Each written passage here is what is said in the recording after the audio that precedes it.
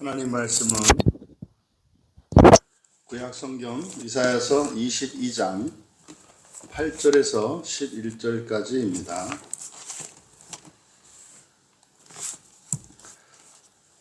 우리 같이 한 목소리로 함께 읽겠습니다.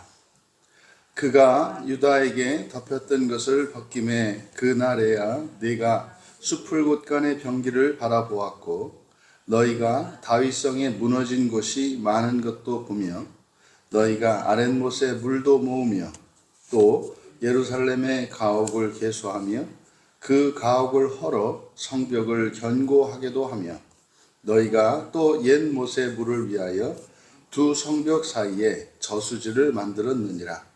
그러나 너희가 이를 행하신 이를 앙망하지 아니하였고 이 일을 옛적부터 경영하신 이를 공경하지 아니하였느니라. 아멘. 진정한 안전은 어디서 오나? 라는 제목으로 설교하고자 합니다. 우리가 평소에는 하나님이 나를 지켜주십니다. 은혜를 베풀어 주십니다. 나의 보호자이시고 나의 아버지 하나님이십니다. 이렇게 신앙 고백을 합니다. 하지만 그 믿음의 진위 여부는 이제 평안하고 행복할 때가 아니라 이제 위기의 순간에 고난 중에 드러납니다. 그래서 갑작스럽게 건강에 적신호가 켜지거나 또 재정적인 어려움이나 위기가 닥쳐올 때 그때 우리의 시선이 어디를 향하는가에 우리의 믿음의 실체를 알 수 있습니다. 이제 오늘 본문은 이제 유다를 덮고 있던 하나님의 보호막이죠. 하나님의 도와주시는 그 손길, 은혜의 손길을 덮였던 것을 벗겼다. 이렇게 표현합니다. 그래서 바로 유다를 덮으셨던 하나님의 그 보호막, 그 은혜의 손길을 거두셨을 때의 장면으로 시작합니다. 그때 사람들이 보인 반응은 너무나 자기중심적이고 인간적이고 또 치열하면서도 사실 굉장히 안타깝습니다. 오늘 말씀을 통해서 우리가 인생을 사노라면 이러저러한 시험과 위기의 때를 만나게 되는데 우리가 붙잡아야 하는 진정한 그 안전의 근거가 무엇인지 깨닫는 은혜의 시간이 되기를 바랍니다. 8절을 보시면 그가 유다에 덮였던 것을 벗겼다. 그날에야 내가 숲을 곳간의 병기를 바라보았다. 이렇게 말씀하고 있습니다.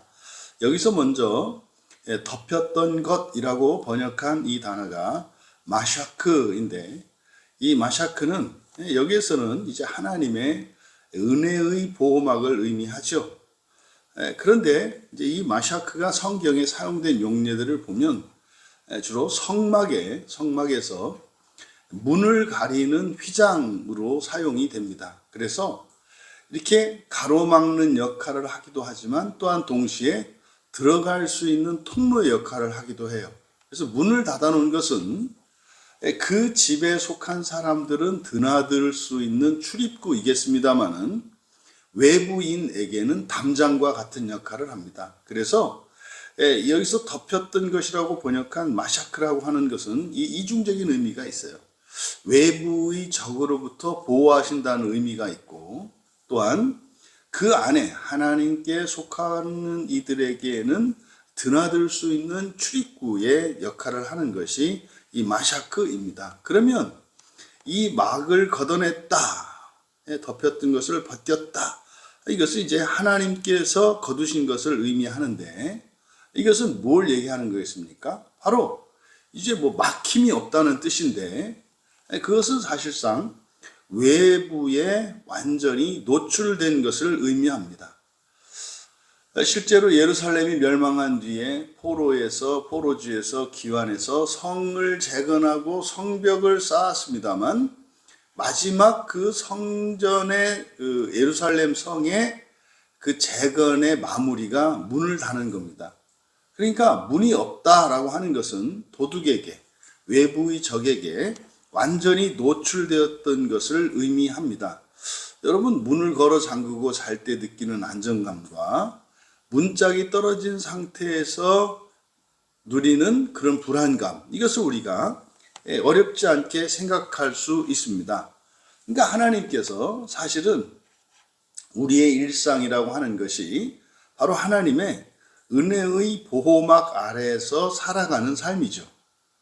근데 일상이라고 하는 것은 사실 우리가 특별히 하나님 은혜에 감사하거나 감격하지 않는 상태입니다.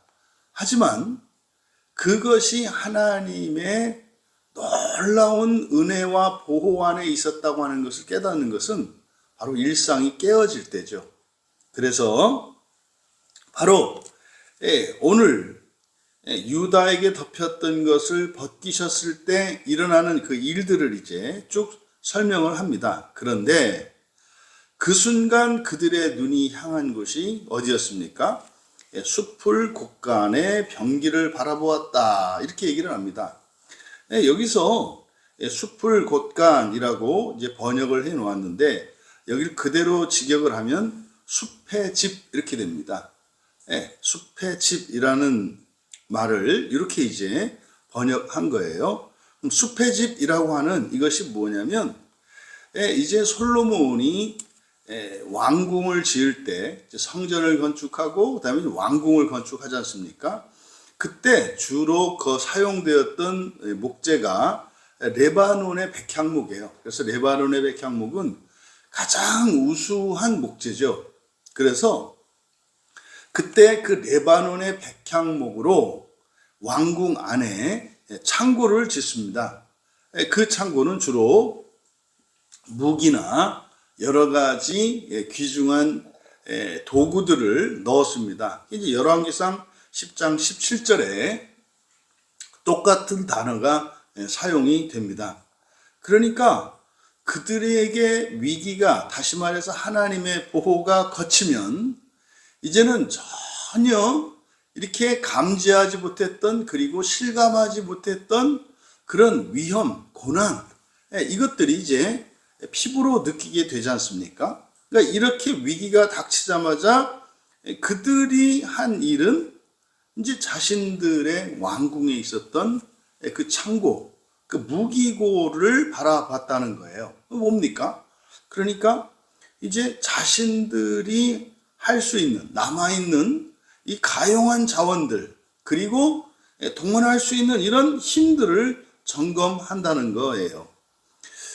여러분, 우리가 일상이 깨어지고 뜻밖의 어려움들이 찾아왔을 때 우리가 무엇을 바라보는지, 과연 유다의 사람들과 다른지를 점검해 보아야 합니다. 바로 유다 사람들은 그렇게 했다는 거죠. 여러분, 왜 이렇게 일상이 깨어졌는가? 이것은 지금 본문에서 뭐라고 얘기합니까? 마샤크가 덮였던 것이 벗겨졌기 때문이라 해요.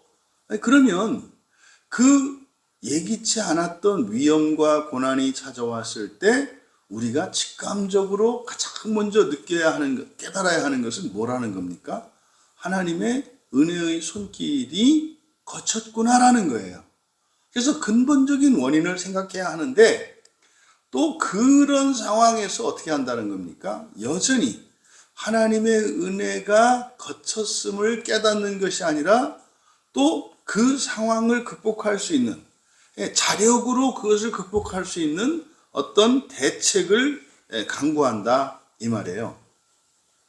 그래서 이들은 이제 아주 구체적으로 이제 9절과 10절에 보면 그들이 하는 구체적인 노력을 이제 설명합니다. 그러니까 아주 치열한 대책이에요. 그래서 9절과 10절을 보시면은 성벽에 무너진 곳, 틈이죠. 틈을 발견하고 이제 보수합니다.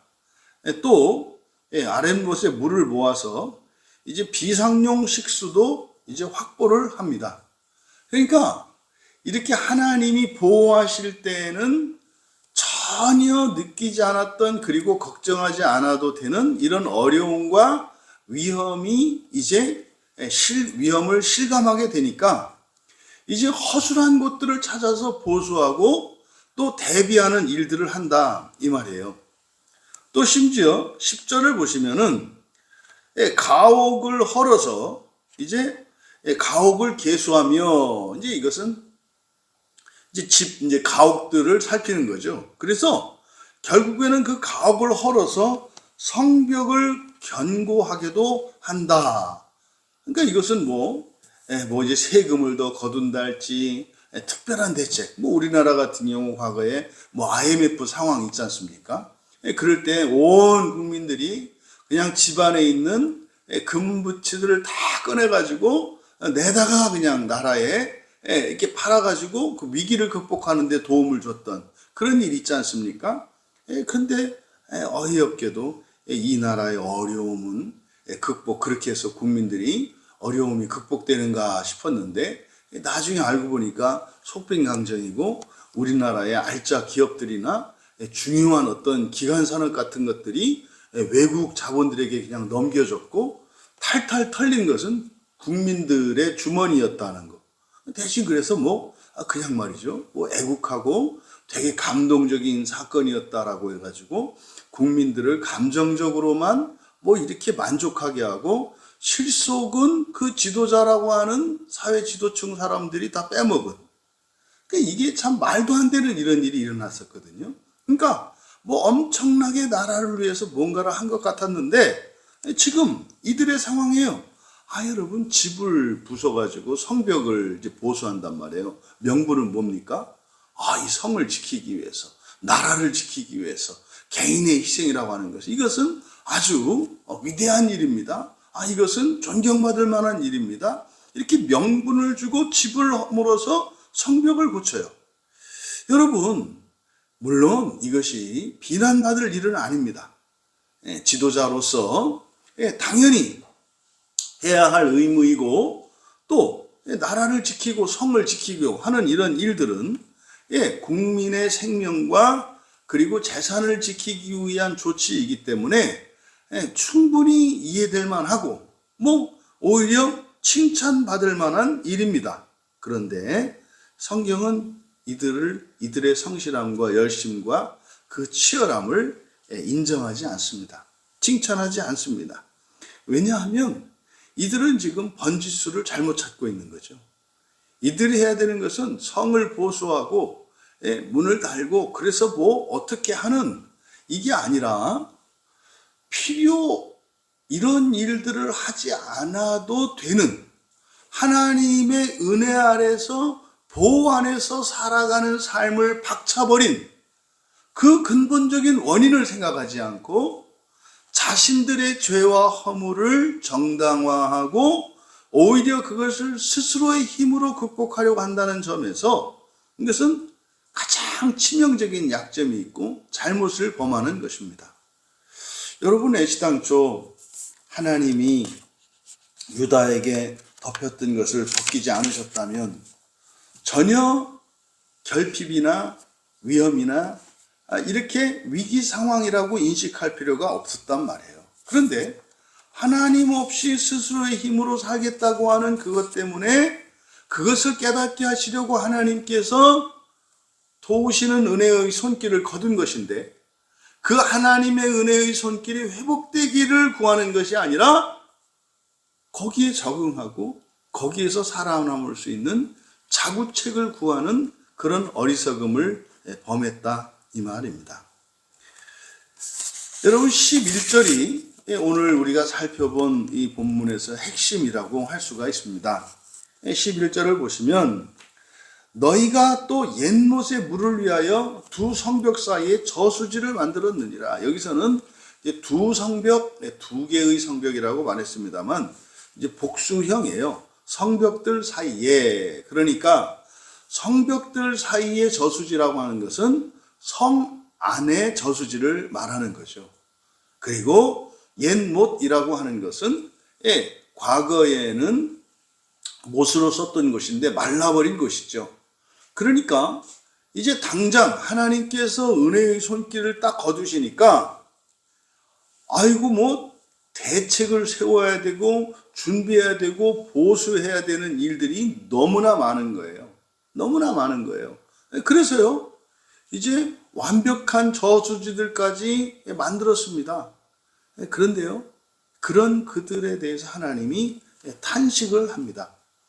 그러나 이렇게 그러나 그러니까 아무리 완벽하게 대책을 세우고 대비를 하고 보수를 했다 할지라도 지금 문제에 대한 정확한 진단을 내리고 있지 못하고 또 문제에 대한 이 근본적인 대책을 찾지 못하고 있다는 거죠. 그래서 그 답을 말씀을 하는 겁니다. 너희가 이를 행하신 이를 앙망하지 아니하였고 이 일을 예적부터 경영하신 이를 공경하지 아니하였느니라.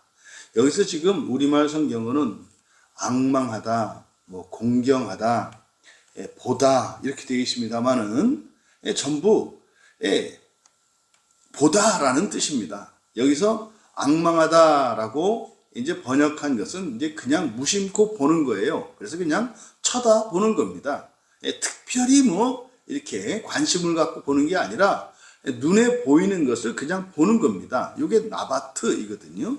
그리고 뒤에 공경하다라고 번역한 것은 라, 이것도 이제 본다라는 뜻인데 이 라는 이제 주목하여 보는 겁니다. 그러니까 둘 다 이제 공통점은 두 단어의 공통점은 관심을 둔다는 거예요. 그런데 집중의 정도가 다른 거죠. 그냥 단순히 보는 것과 이제 주의를 기울여서 보는 것의 차이입니다. 그러니까 일을 행하신 이를 쳐다보지도 않는다 말이야. 여기서 앙망이라고 번역했습니다만 이게 간절히 바라고 이러는 게 아니라 본체만체 한다 이 말이에요. 그러니까 지금 바로 이들의 그 보호막, 은혜의 손길을 거두신 하나님에 대해서는 쳐다도 보지 않는다 이 말이에요. 아니 여러분, 집에 문짝이 날아가 버렸으면 그 문짝을 봐야 되는 게 정상 아닙니까? 그러니까 문짝이 날아갔네. 문짝이 날아갔으니까 도둑이 올지도 모르겠네. 그러니까 도둑이 올 것에 대비해서 이제 성벽도 재건하고 집도 다시 이렇게 허물어서 하고 해야 되겠네. 여러분, 이게 지금 앞뒤가 안 맞는 얘기다 이 말이에요. 그러니까 일을 행하신 이를 쳐다보지도 않았다. 그리고 이를 옛적부터 경영하신 이를, 여기 경영하다 만들다입니다. 이러한 일들을 옛적부터 계속 만들어 오신 이를 주목하지도 않았다 이 말이에요. 여러분, 역사를 주관하시는 분은 하나님이십니다. 우리가 오늘까지 그래도 이만큼 이렇게 건강하게, 그리고 두 눈 멀쩡히 가지고 있고 두 다리로 걷고 두 팔로 일할 수 있는 이런 모든 것들이 사람들에게는 너무나 당연한 것으로 여겨지겠고, 심지어 어떤 사람들에게는 원망과 불평투성이겠습니다마는 사실상 그런 것들을 잃고 나면 얼마나 소중한가 하는 것을 알게 됩니다. 대표적인 게 병원에 가면 그렇단 말이에요. 병원에 가면 그냥 두 다리를 걷는 건 그만두고 한쪽 다리만이라도 이렇게 제대로 쓸고 목발을 짚고라도 걸을 수만 있어도 감사하겠습니다 하고 정말로 눈물을 흘리면서 간절히 기도하는 사람들도 있다 이 말이에요. 그런데 두 다리 가진 사람들은 그거에 대해서 감사를 느끼지 않아요. 여러분, 우리가 기억해야 합니다. 그런 것을 가지고 하나님께 우리가 숨 쉴 수 있고 두 눈으로 볼 수 있고 걸을 수 있는 거 너무 감사합니다, 이렇게 느껴지지 않아요. 그렇게 하라는 거 아니죠. 하나님께 감사할 게 없어서 그런 걸 감사하겠습니까? 하지만 우리가 주의할 것은 잊지 말아야 한다는 거예요. 당연하게 생각할 수 있는 것은 아무것도 없다 이 말이에요. 정말 이렇게 두 다리 두 팔을 가지고 두 눈으로 멀쩡히 살아가는 게 하나님 감사합니다, 이것도 하나님의 은혜입니다, 이렇게까지 할 것은 아닙니다만은 이 모든 것들이 하나님의 섭리 안에서 하나님께서 함께 하시기 때문에 가능한 것이라는 것은 최소한 뭐 해야 된다? 잊지 말고 기억해야 한다는 거예요. 그럼 여러분, 우리에게 주어지는 당연한 것 같은 그런 일상, 그것을 우리가 지키기 위해 애써야 할 필요가 있다는 사실이에요. 우리 일상을 지킬 때 우리의 이 건강한 신체와 이러한 정상적인 이런 생활들이 허용이 되는 거다 이 말이에요. 그래서 여러분, 지금 이들은 바로 근본적인 문제를 바라보지 못하고 오히려 문제가 닥칠 때마다 그 문제를 해결하려고 허겁지겁 온 힘을 다하는 이런 방식, 그러니까 사후 약방문식의 인생을 살아가고 있다는 거죠. 여러분, 우리의 인생에 이러한 위기가, 이러한 위험이 어디에서 왔고, 그리고 근본적인 해결책이 무엇인지를 물어야 합니다. 우리들 자신을 돌아봐야 합니다. 일 터지고 나서 그것을 사후 약방문식으로 고치기 위해서 그냥 진을 다 빼고 죽어라고 뛰어다니고 하는 이런 피곤한 인생이 아니라 정말로 정도를 지키며 신앙을 따라 사명적인 삶을 살아갈 때 예측 가능한 미래의 일들에 대비하며 이렇게 살아갈 수 있는 그런 인생으로 가야 합니다. 여러분, 하나님은 언제나 우리와 함께 하세요. 그리고 우리가 선택하는 삶을 살게 하십니다. 문제가 일어나고 그 문제 속에서 고난을 당하는 삶을 선택하는 사람에게는 그런 인생을 만들어 주시고, 또 그런 인생이 아니라 오히려 세상을 구원하고 또 사명을 다하는 그러한 인생을 살아갈 수 있도록 복을 부어주시는 인생을 또한 우리에게 만들어 주시기도 합니다. 그 인생은 우리들 스스로가 선택해야 하는 것입니다. 사랑하시는 여러분, 오늘 말씀을 우리들의 삶에 적용을 해봅시다. 혹시 지금 우리들의 인생이라고 하는 이 성벽에 금이 가 있다면, 또 우리에게 이러저러한 어려움과 고난들이 찾아왔다면 그 문제를 해결하기 위한 대책을 세우고 가용한 자원은 어디서 얻고 하는 이런 노력들 필요합니다. 하지만 그것이 우리의 절대적인 안전책이 될 수 없다는 사실을 기억해야 합니다. 오늘 성경을 통해서 하나님께서 말씀하시잖아요.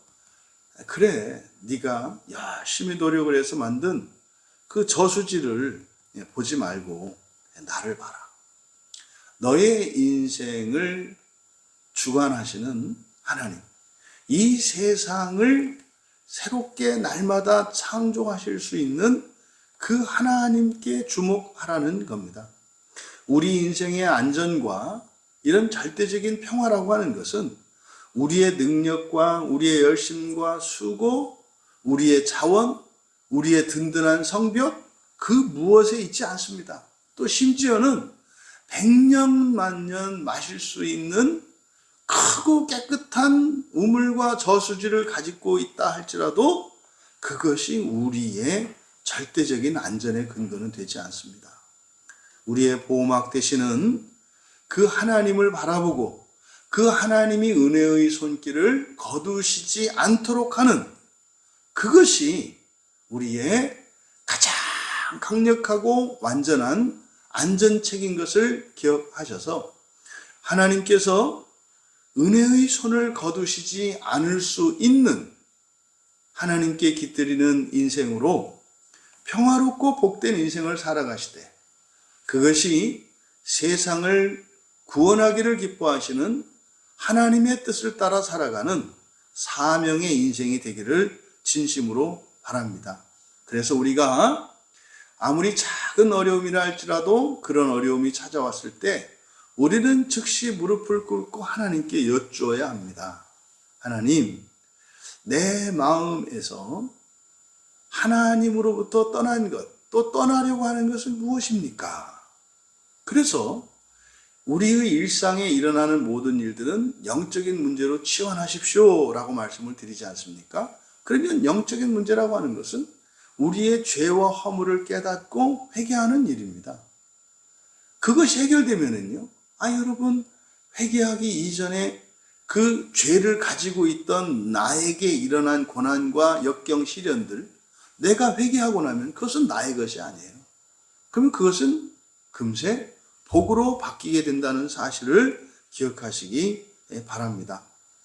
여러분, 그저 이렇게 미봉책으로 인생을 땜방해가는 그런 사후 약방문식의 인생이 아니라 정말 오늘로 내일을 준비하는 소망의 삶을 살아가시는 우리 모두 되시기를 주님의 이름으로 축원합니다.